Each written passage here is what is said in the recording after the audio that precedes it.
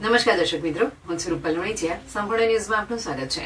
વાવથી બુકણા અસારા custom road પર લોધરાણી સુધીનું કામ છેલ્લા 7 મહિનાથી ધીમી ગતિએ ચાલી રહ્યું છે. આના કારણે રાહદારીઓ અને વાહન ચાલકોને ભારે મુશ્કેલીનો સામનો કરવો પડી રહ્યો છે.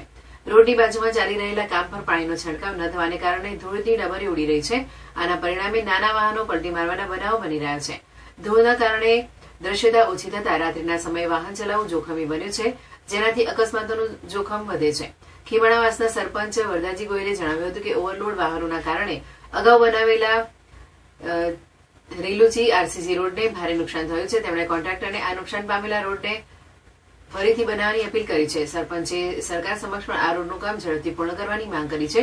તેમણે સૂચવ્યું છે કે કામગીરી દરમિયાન નિયમિતપણે પાણીનો છંટકાવ કરવામાં આવે તો ધૂળની સમસ્યા હલ થઈ શકે છે. આનાથી નાના વાહન ચાલકોને સરળતા રહેશે અને ધૂળને કારણે થતા અકસ્માતો અટકાવી શકાશે.